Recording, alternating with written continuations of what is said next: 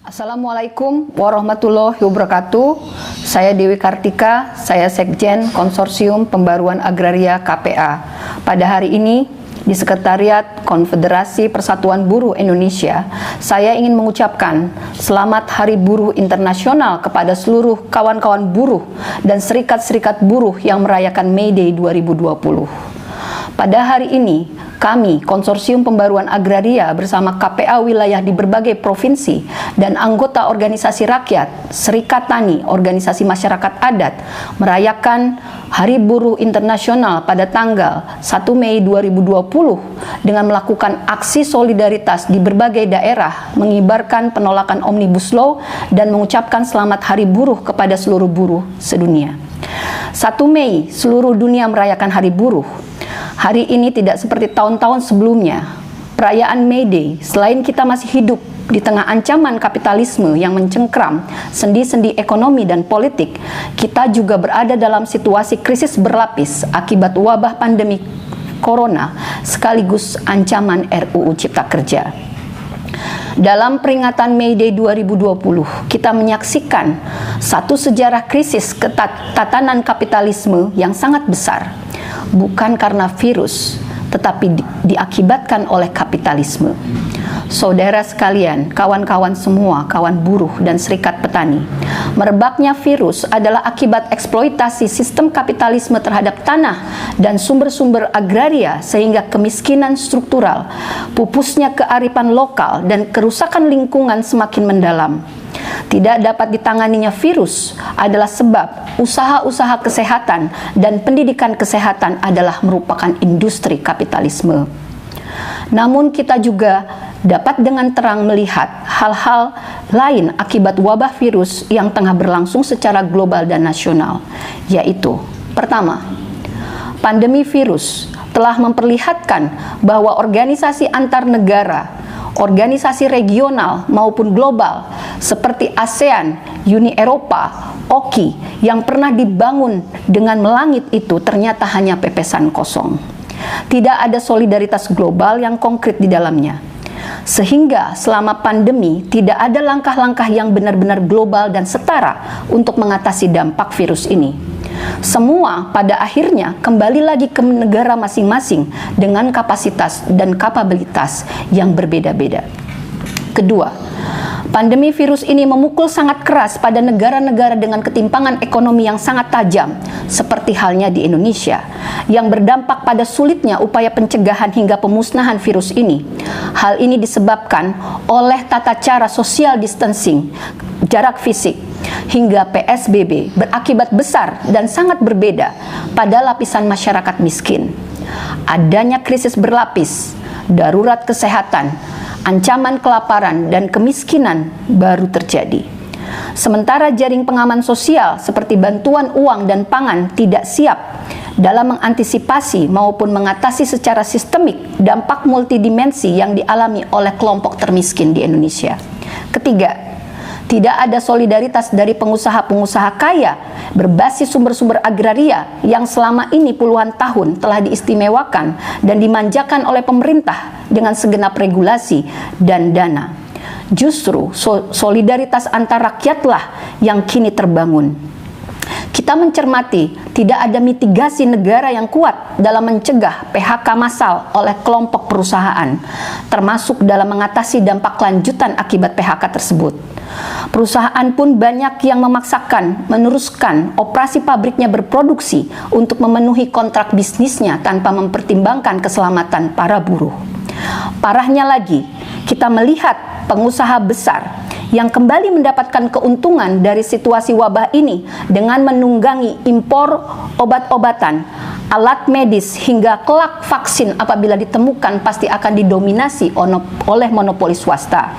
Negara belum betul-betul hadir mengatur ketat perusahaan di masa pandemi demi menyelamatkan rakyat. Keempat, justru ekonomi gotong royong antara petani dan buruh telah terbangun pada May Day 2020 ini.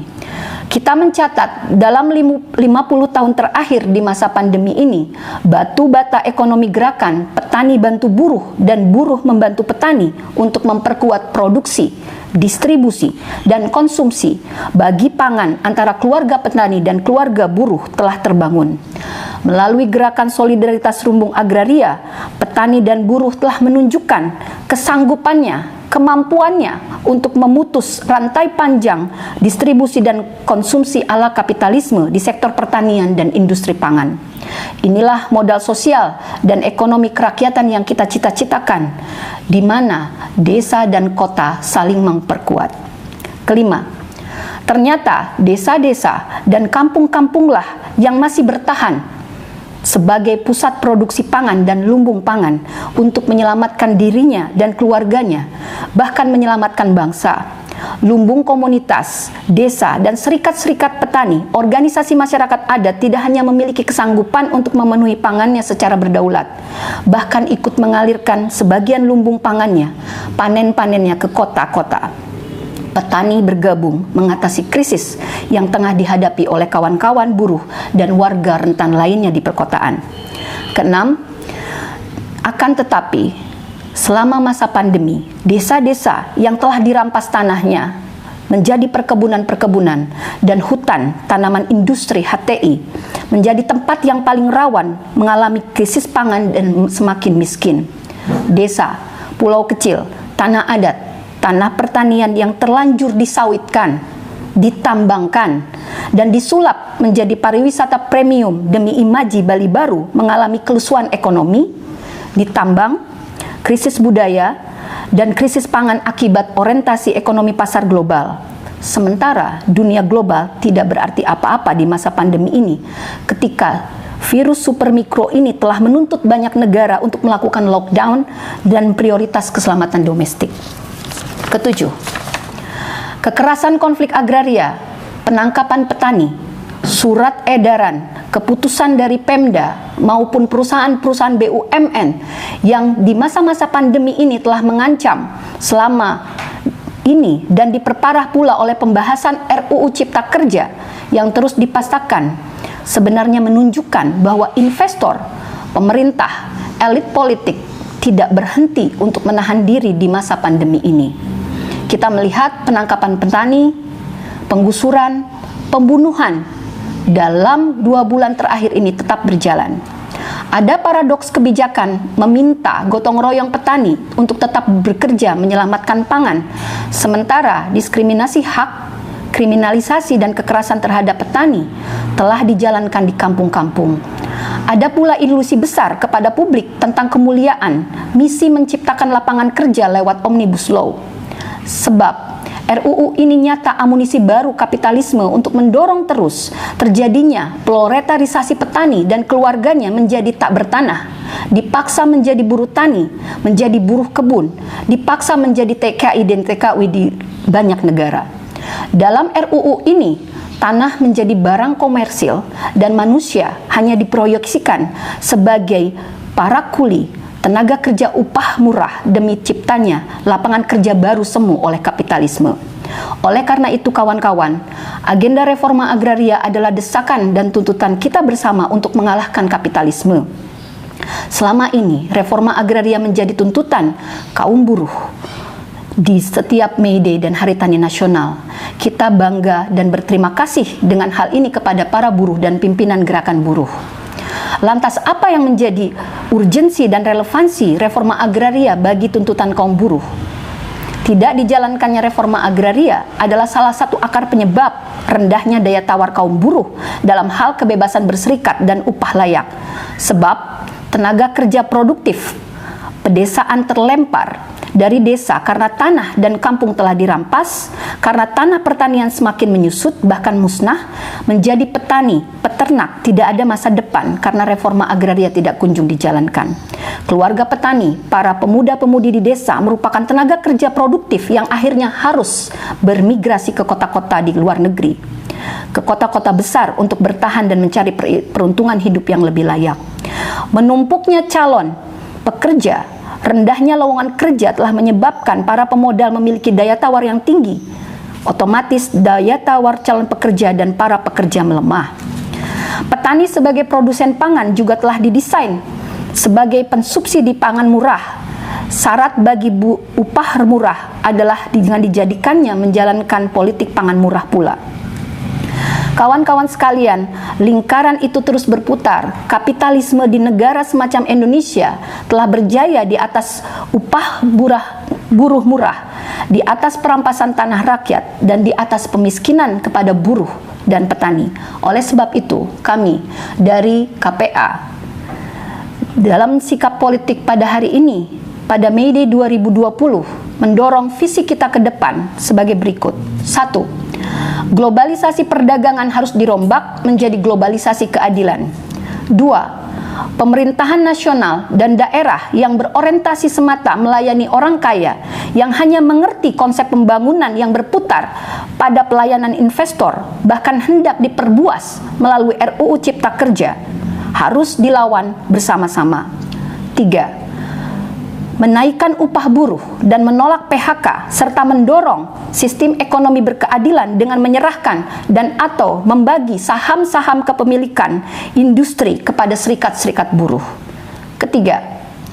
Keempat, menghentikan perampasan tanah rakyat oleh negara dan pemodal, mengembalikan fungsi sosial atas tanah, memulihkan dan mengutamakan desa, kampung-kampung adat dan pesisir, serta memperluas pusat-pusat produksi pertanian, peternakan, perikanan, dan industri pengolahan rakyat dengan cara segera melaksanakan reforma agraria secara penuh dan konsekuen sebagaimana mandat Undang-Undang Dasar 45 dan Undang-Undang Pokok Agraria 1960. Yang terakhir, kelima, marilah kita menjaga persatuan nasional buruh, petani, masyarakat adat, nelayan, perempuan bersama rakyat lainnya adalah merupakan syarat mutlak bagi menguatnya perjuangan politik rakyat dan tatanan ekonomi kerakyatan yang berlandaskan gotong royong, keadilan, dan keberlanjutan kehidupan. Terakhir, kami ingin mengucapkan terima kasih kepada Konfederasi Persatuan Buruh Indonesia (KPBI) yang selama masa pandemi ini telah membantu hasil-hasil panen petani untuk diserap langsung kepada buruh yang menjadi konsumen prioritas dari lumbung agraria yang didorong oleh KPA selama ini. Seluruh serikat petani telah berterima kasih karena kita telah konkret dalam membangun ekonomi berbasiskan kerakyatan, memutus rantai distribusi kapitalisme dengan menghubungkan langsung lumbung-lumbung petani kepada keluarga-keluarga buruh di Indonesia selama masa pandemi ini. Semoga perjuangan ini berlanjut ke depan. Terima kasih, selamat Hari Buruh, selamat membangun konsolidasi gerakan rakyat ke depan. Oke, selamat sore kawan-kawan buruh dimanapun berada yang sedang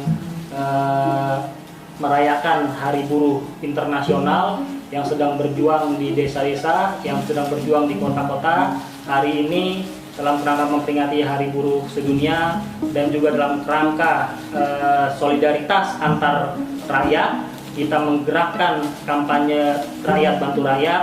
Dan kemarin kawan-kawan petani, serikat petani dari SPP, dari serikat petani Indramayu, dari serikat petani Karawang, bersama kawan KPA juga melakukan solidaritas untuk bantu buruh. Dan sekarang saatnya buruh bantu petani.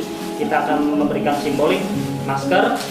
Ini adalah masker dari produksi teman-teman buruh dalam kerangka Rakyat Bantu Rakyat, solidaritas buruh bantu tani. Kita akan memberikan 1000 masker untuk kawan-kawan tani di desa-desa. Karena kawan-kawan tani di desa-desa juga harus kita jaga kesehatannya agar kawan-kawan tetap bisa berproduksi, menghasilkan pangan untuk kebutuhan masyarakat rentan di perkotaan yang terkena dampak COVID-19. Di sebelah kanan saya ada Bung Ilham, Ketua Umum KPBI, dan sebelah kiri saya ada Bu Sekjen, Bu Dewi Kartika. Silahkan secara simbolik kawan-kawan bisa menyerahkan. Saya pakai maskernya. Ini masih ada. 1000 masker ini adalah produksi kawan-kawan buruh dan akan kita serahkan melalui KPA untuk kawan-kawan petani. Semua kawan-kawan petani di desa-desa tetap sehat, terjauhkan dari dampak COVID-19 dan bisa berproduksi untuk memenuhi kebutuhan pangan nasional kita. Hidup buruh, hidup tani, dan selamat Hari Buruh Sedunia. Hidup rakyat. Hidup